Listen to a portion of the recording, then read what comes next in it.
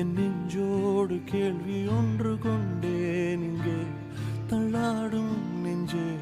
Welcome back friends, welcome back to Sanjog movie reviews. आज हम लोग रिव्यू करने वाले हैं, एक तमिल मूवी है, उसका रिव्यू करेंगे। मूवी का नाम है मिया यजकन। आई होप मैं काफ़ी ठीक तरह से प्रोनाउंस कर रहा हूँ। ये मूवी 2024 की मूवी है जो नेटफ्लिक्स पे अवेलेबल है। और ये मूवी लोग ऐसे बोलते हैं कि सब मूवी यूनिक है, हटके है, तो ये मूवी रियल में थोड़ा अलग है। काफ़ी टाइम के बाद कुछ ऐसा मूवी है जो लव स्टोरी के ऊपर नहीं है, जो एक मेल फीमेल जो लव स्टोरी होता है उसके ऊपर बेस्ड बिल्कुल नहीं है। ये स्टोरी है ह्यूमन सेंटिमेंट्स की, ह्यूमन इमोशंस की, ह्यूमन रिश्तों की, जो एक परिवार के अंदर होता है। कहानी की शुरुआत एक घर से होता है जहाँ पर कुछ लोग अपना अपना सामान पैक कर रहे हैं। बहुत दुख के साथ उनको अपना ये पुश्तैनी घर छोड़ना पड़ रहा है। तो they are living their ancestral home and going to some other place. एक फैमिली डिस्प्यूट की वजह से एंसेस्ट्रल प्रॉपर्टी जब डिवाइड होता है तब बहुत सारे इमोशंस सामने आते हैं। ये बहुत ही अलग किस्म का इमोशन होता है कि आप ज़िंदगी भर जिनके साथ आप रहते हो, ज़िंदगी भर जिनके साथ एक इमोशन को शेयर करते हो, एक इमोशन बोले तो वो एक पुश्तैनी घर को शेयर करते हो। जब फिर प्रॉपर्टी डिवाइड होता है तो कभी कभी अच्छी बातें, कभी कभी गंदी बातें, कभी कभी मिसअंडरस्टैंडिंग, कभी कभी आप कुछ बोलते हो, सामने वाले को कुछ और लगता है। चीज़ें कभी कभी बहुत ज़्यादा ख़राब हो जाती हैं। Some people leave at a bad note and some people leave at a mature good note. Mature good note ये है कि अगर आपको पता है कि प्रॉपर्टी है, वो कभी न कभी जाके उसको डिवाइड होना ही है, तो सबको आगे आके उस डिवीज़न को अच्छी तरह से एग्जीक्यूट करना है ताकि किसी के साथ भी अधर्म ना हो।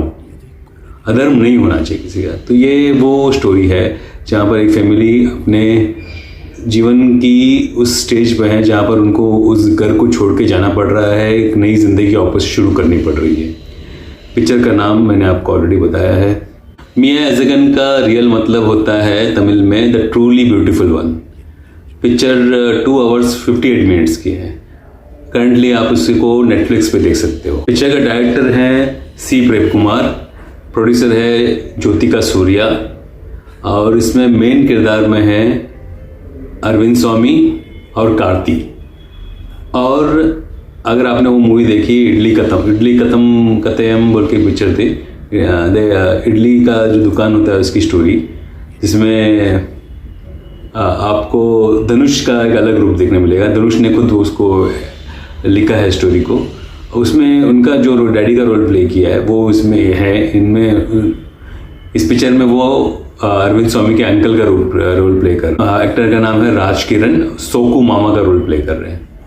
वो आदमी को देख के ना वो अलग ही फील आता है, ऐसा लगता है कि कोई अपने फैमिली का ही बंदा है कोई। तो वो ऐसा एक्टिंग है उसमें। तो और म्यूज़िक पिक्चर का बहुत ही अच्छा है, साथ में आता है।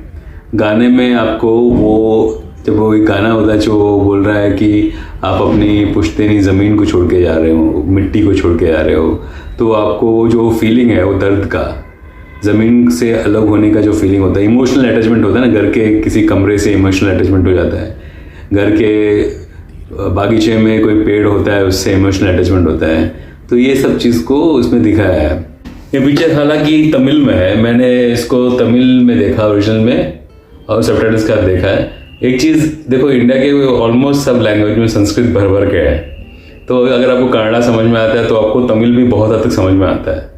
वो जो टर्म्स है, बात करने का स्टाइल है, वो ऑलमोस्ट सेम है। अब ध्यान से देखोगे तो अगर आप 2-3 साल कंटिन्यूस तमिल मूवी देखोगे सबटाइटल्स का, तो आपको ऐसा लगेगा इसमें तो बहुत सारे मेरे लैंग्वेज के वर्ड्स हैं। यानी कि समझ में आ रहा है कि एक्सचेंज ऑफ वर्ड्स ये बहुत ही कॉमन चीज़ है। हम जो लोग ये फीलिंग में है कि ये लैंग्वेज डिफ़िकल्ट है, वो लैंग्वेज डिफ़िकल्ट है, अगर आप इंटरेस्ट लो और लैंग्वेज, किसी भी लैंग्वेज को आप रिस्पेक्ट दो, आपको लैंग्वेज सीखने में आसानी हो जाती है। इस मूवी के जो की पॉइंट्स हैं वो क्या है? फर्स्ट है, फैमिली में डिस्प्यूट होता है तो क्या होता है, फैमिली किस तरह टूटता है। जो लोग कल तक आपस में एक दूसरे से अच्छी तरह बात कर रहे थे वो उनके बीच में कैसे डिस्टेंस डेवलप होता है, बिकॉज जब अभी वो प्रॉपर्टी का डिस्प्यूट है, अभी वो प्रॉपर्टी डिस्ट्रीब्यूट होने वाला है, उसकी वजह से लोगों के बीच में जो दरार पैदा होती है उसको इस मूवी में बहुत अच्छी तरह से बताया है।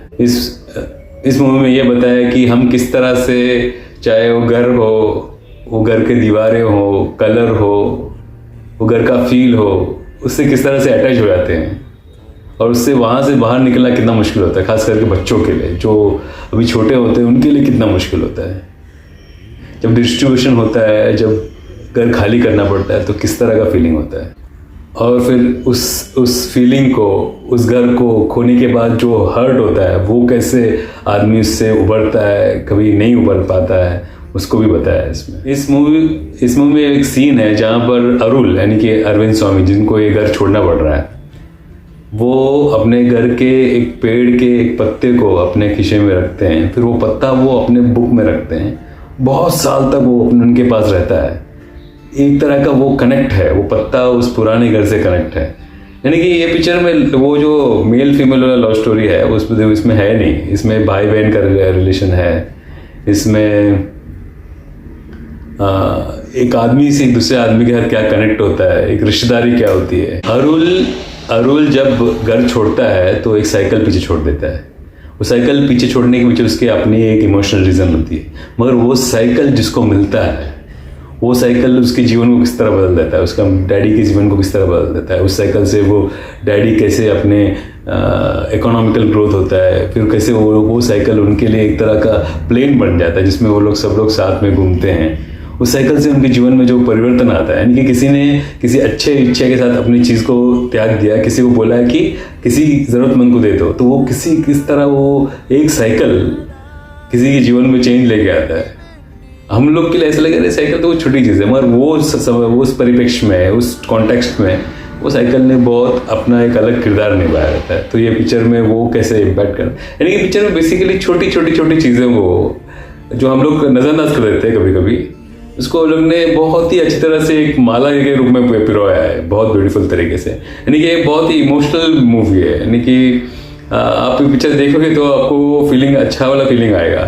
तो और ये पिक्चर में देखो कभी कभी एक सीन है ना, सीन फॉर एग्जांपल वो अरुल चल रहा है मंदिर में, उसके पीछे एक हाथी है, वो हाथी चल रहा है, बट जी बोल रहे हैं जब हाथी लाया तो बहुत छोटा था, अब तो तेरे इतना बड़ा हो गया, तो हाथी बैकग्राउंड में बहुत स्लो से चल रहा है और ये अरुल आगे है। आपको ऐसा लगेगा कि पिक्चर का सीन स्लो है, मगर पिक्चर आपको बिल्कुल स्लो नहीं लगता है। पिक्चर आपके सामने से आपको उसी फ्रेम में आपको भी वो ले लेता है, साथ में अपने साथ में ले लेता है।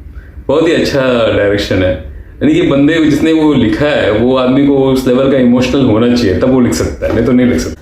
जब घर को ताला लगाना होता है और वो छोड़ के जाना होता है तो अरुल का डैडी एक चीज़ करते हैं, उसको बोलते हैं क्लोजर। अरुल के डैडी उसको ज़बरदस्ती, यानी कि फोर्सफुली नहीं, वो बोलते हैं कि घर का ताला तू लगाएगा, घर का जो ताला है you will lock the house, ताकि वो उसके बेटे के मन में वो क्लोजर आ जाए कि ये घर हमारे हाथ से निकल गया है। तो ऐसे छोटे छोटे सीन्स को लोग ने बहुत अच्छी तरह से आपको समझाने की कोशिश की कि उसके मन में क्या पेन होता होगा। ये इमोशन सबके लिए लागू है कि कभी कभी हम खुशी से घर छोड़ के आते हैं, कभी कभी मजबूरी में घर छोड़ के आते हैं। किस तरह आप घर छोड़ के आते हो वो आपको हमेशा याद रहता है, किस तरह आप घर छोड़ के आते हो आपको कभी नहीं भूलेगा। ये अलग स्टोरी है, ऐसी स्टोरी आपको कभी दिखाएगा तो आप बताओ, कमेंट सेक्शन में आप बोलो, मैं वो मूवीज़ भी देखना चाहूँगा। ऐसी मूवीज़ अगर इस तरह का स्टोरी मैंने कभी देखा नहीं था। ये मेरा एक फ्रेंड है, क्लोज फ्रेंड है, जिसने मेरे को रेकमेंड किया कि आप ये मूवी देखो बोल के, तो मैं उसके कहने पे मैंने ये मूवी देखा है। क्लोज फ्रेंड है मेरा, बहुत ही क्लोज फ्रेंड है, मैं उसको बहुत टाइम से जानता हूँ। देखो आदमी तकलीफ में कहीं से निकलता है, कहीं जाता है, रात के अंधेरे में सामान समेट कर निकल जाता है, उसको पता भी नहीं होता कि आगे क्या कर पाएगा। पर आदमी में एक इनहेरेंट ये है, वो तो क्या पोटेंशियल है, एक गिफ्ट है कि वो बेकार से बेकार सिचुएशन से भी अपने आप को, अगर वो थोड़ा विश्वास रखेगा और वो सीधा होगा तो वो अपने आप को रीबिल्ड कर सकता है। मैं बिल्ड नहीं बोलूँगा, रीबिल्ड बोलूँगा। इस मूवी में ये लोग अपनी घर को छोड़ने के बाद अपने जीवन को फिर से रीबिल्ड करते हैं। ये एक रीबिल्ड की भी कहानी है, कैसे आप अपने आप को रीबिल्ड कर सकते हो। तो गाँव में जब उसकी बहन की शादी का बात आता है, ये बहन वो है जिसके फैमिली की वजह से इनको छोड़ना पड़ा, मगर वो बहन उसके साथ हमेशा अच्छी रही। तो वो वही बोलते हैं, इसमें स्टोरी दिखाया कि सामने वाले ने अगर तुमको चोट पहुँचाया तो उसके साथ वो भी लोग रहेंगे जो तुमको हमेशा प्यार करते हैं, तो उनको नहीं भूलना है। तो ये एक इमोशनल लेवल पे एक मूवी बनाई गई है।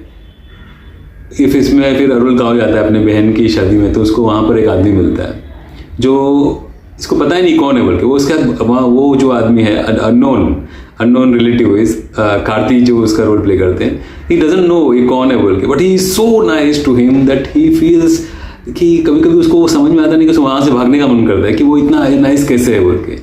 लास्ट में जब वो एक सीन में बोलते हैं, मुझे जब बच्चा होगा तो मैं आपका नाम रखूंगा उस बच्चे को, तो कल मुझे आप मेरे नाम से एड्रेस करो। तो ये हमेशा उसके साथ रहता है, तो उसको किसी और से पूछने को भी नहीं मिलता है कि ये इसका नाम क्या है बोल के। फिर लास्ट में जब उसको मालूम पड़ता है वो कौन है, उसका नाम क्या है, वो स्टोरी का क्लाइमैक्स है। एक वो जो अननोन रिलेटिव था वो इतना अच्छा है सबके साथ, सब को प्रिटेंस नहीं कर सकता है, वो झूठ नहीं बोलता है, वो है वैसे। कुछ लोग बहुत ही इनहेरेंट अच्छे होते हैं, तो ये वो इनहेरेंट अच्छे आदमी की कहानी है। फॉर एग्जाम्पल उसके घर में सांप है, कोबरा है, तो वो कोबरे के बच्चे को 5-6 कोबरे के बच्चे हैं, तो वो उसको भी समझता है। तो आप समझ रहे हो किस तरह है। इसमें एक सीन है जहाँ पर आपको समझ में आता है कि महेंद्र सिंह धोनी का तमिलनाडु में क्या इम्पैक्ट है। वो इस बंदे को, कार्तिक को बच्चा नहीं होता, तो वो एक बड़े से एक बुल को वो गोद लेता है, तो उसका नाम वो धोनी रखता है। तो क्योंकि वो बहुत स्ट्रांग होता है, बहुत पावरफुल होता है, उसके लिए as a matter of respect रखता है। ये पूरा मूवी है ना, इसमें देखो मोस्टली मूवी का मसाला, मूवी में कॉन्सेप्ट क्या होता है, एक हीरो होगा, एक हीरोइन होगी, और फिर उसके बाद प्यार रोमांस होगा। इसमें ऐसा कुछ नहीं है। इसमें रोमांस में दो लोगों के बीच में, दो पुरुषों के बीच में जो इमोशनल लेवल में जो अटैचमेंट है उसको बताया। I don't know, I have never seen this kind of movie. बहुत अच्छा लगा मुझे देख के, आई फेल्ट नाइस, बहुत अच्छा फीलिंग था मुझे देख के। I think people should watch it, it's easily available on Netflix पे अवेलेबल है, देखना चाहिए। डायरेक्टर ने बहुत अच्छी तरह से डायरेक्ट किया है, प्रोड्यूसर ने भी अच्छी जगह पे पैसे लगाया है, तो पिक्चर काफ़ी अच्छा बन गया है। इसी के साथ see you again, bye bye and take care.